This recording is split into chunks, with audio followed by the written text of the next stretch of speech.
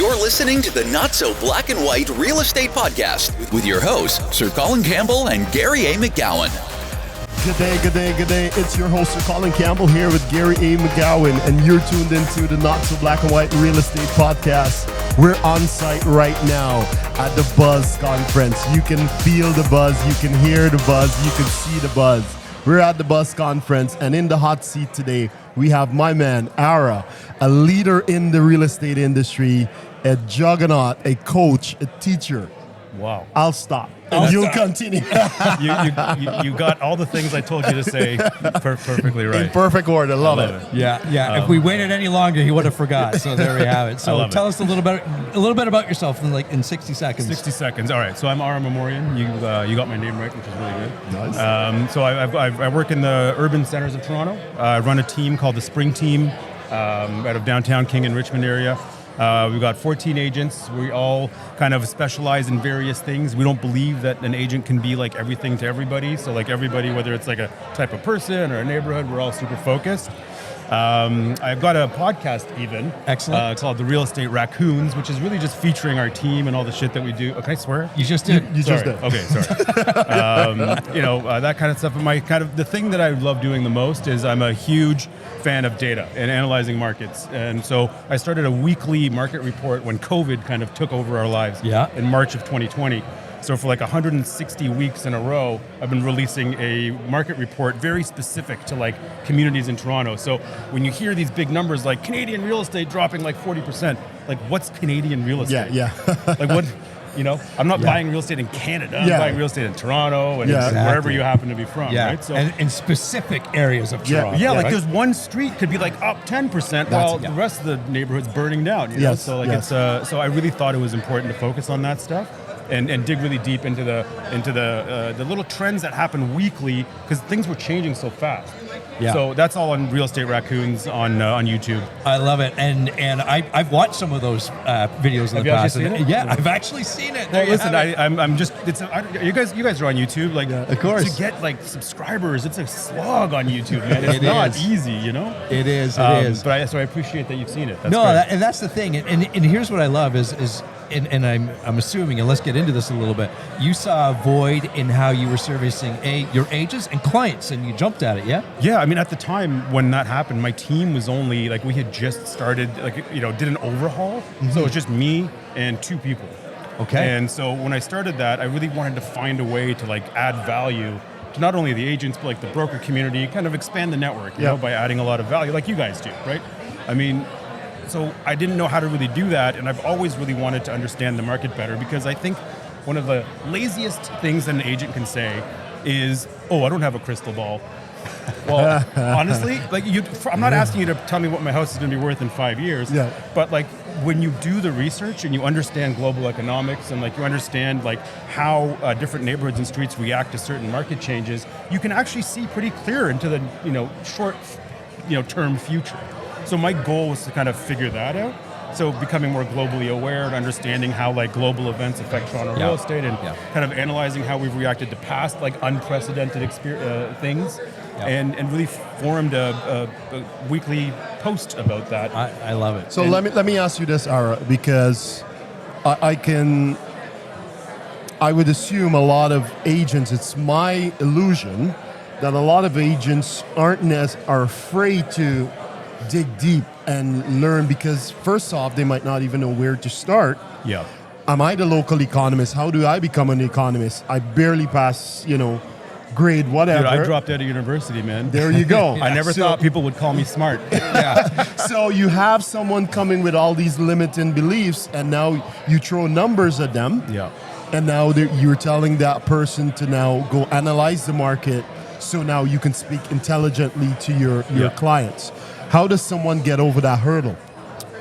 So the way I teach my agents how to do this, because it's a question, like everybody always thinks, like, so what's the outcome you want? You want to be able to be as knowledgeable as I am about this thing. But like you're so overwhelmed by the idea of being that you don't even take that first step towards it. You know what I mean? So the very first thing I teach my agents to do is to, I'm all about the calendar and the schedule. So 30 minutes every single day, type in real estate research in your calendar but be beyond that and be intentional about it. So if you're going to type in real estate research, okay, so I want to become a inflation expert. So on Monday, that's what I'm doing for 30 minutes. On Tuesday, I'm going to learn about what's happening in Russia, Ukraine. On Friday, I'm going to learn about Taiwan and how that affects our markets here. And then we're going to dig deeper and what's the information that Toronto Real Estate Board is giving us? It's broad data. It's not very, very specific. So then you go a little bit deeper and you start looking at the neighborhoods you're trading in every day and just understand what's happening in those markets and take that data out yourself. So it all just comes down to being really intentional about it and scheduling it and being intentional about what you're going to do during that 30 minutes every day. And then fast forward a month, you've got 4 weeks of 30 minutes a day, you're going to get there. I love what you said, because sometimes I think mastery is mastering the simple things. Yeah. And you basically said, if it's not in your schedule, it doesn't exist. So 100%. put it in your schedule and just be purposeful about what you're learning. And over time, just like Jim Rohn says, you spend half an hour in your car every day learning something new. You can have a university degree in a couple of years. Yeah. Just by constantly doing that, traveling, commuting back and forth. So you're basically applying that concept now into, let's be purposeful in real estate and in our research. 100%, and we do that with everything.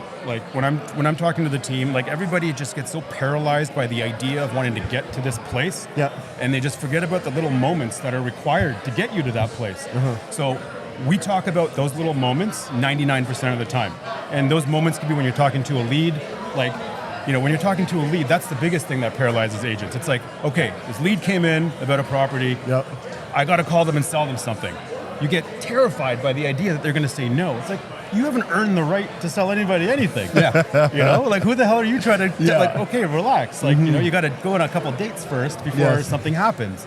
And so in those moments, that deal starts off as a conversation.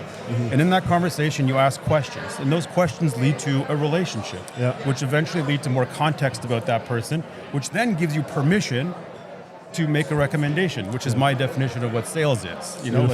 Giving, earning the right to make a recommendation. Beautiful. Ultimately is what it is. And honestly, those aren't 100% my words. We were talking before about Phil Jones, who's been very influential in the work that I do with his body of work called Exactly What to Say. And it sounds initially you're just going to trick people into doing shit you don't want to do by just saying the right magic words. But it's really not what it is. It's just, we were talking about data, right? And if you guys come to me as you guys want to buy a house or something, and you've got a belief about the market that might not be real, that belief comes from an emotional place of fear and whatever.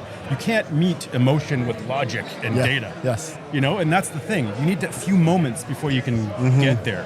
And that's what this body of work does. It just allows you to kind of get closer to a person, understand who they are and what they really want and need before you get to the point where you can come at them with logic and help them understand that what they think is happening in the market is not actually the case where they happen to be looking. So it allows for more context and empathy.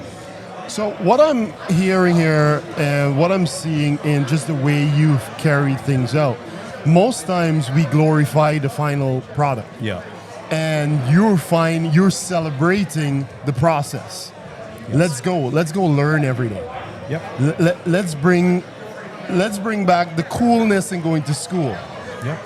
Even though it's not school building, but now you further in your own education, so you become that local professional in the area. So when you're sitting in front of someone and they say, where do you see the market going in the next 2 or 3 weeks? You can intelligently speak on the market and specifically to their home area. And that's the beautiful thing, right? It allows you to kind of address things in a very intelligent and intentional way without just trying to be that distracting salesperson where, we don't have a crystal ball. We don't know what's going to happen. Best time to sell is now. So here's a sign right here, Press hard. Press hard. So you've been in real estate for a while when you say press hard. Back in the day when we had those 3 carbon copy copies. layers. Yes. So that's really what it's all about. But you can't get there until you've made an emotional connection first. And that's the thing that people have a hard time wrapping their heads around. Yeah. Well, what I love about it too is and we all know agents like this or people like this. They're afraid to pick up that phone or knock on that door because they don't have the answers. Well, exactly. Right? And the pressure of not knowing what might happen. And I love what you're doing and how you're getting your agents into that habit they don't need to know the answer on the spot, but they need to know how to find the answer and how to research that answer, right? And it's also okay to say, oh, you know what, that's a very good question. I'll have to get back to you. Yeah. You know, let me get back to you on that. But that's not okay about basic stuff. Yeah. Okay? You got to know the basic stuff. You know? That's right. It's like, how much do you charge? I don't know. Let me get back to you on that. Let me get back to you another time about that. That's Put your right. side here first. Yeah, but exactly. It's, what was I even going to say about that? So, Well- repeat what you said again. You said. Well, what I can add on to that is the fact that you're doing it for your podcast and your video, and you're teaching your agents and you're training your agents to do the same thing. Oh, right. I know from my experience, the moments where I felt, not that I ever had a grasp on the market or the numbers or the economy, but when I had to learn it because I was training it or teaching it or talking about it on video, you retain that information incredibly well. So you're like me. Yeah. And, you know, I put myself in a position where maybe I shouldn't sometimes, like, you know, as like an authority about something. Well, you got to.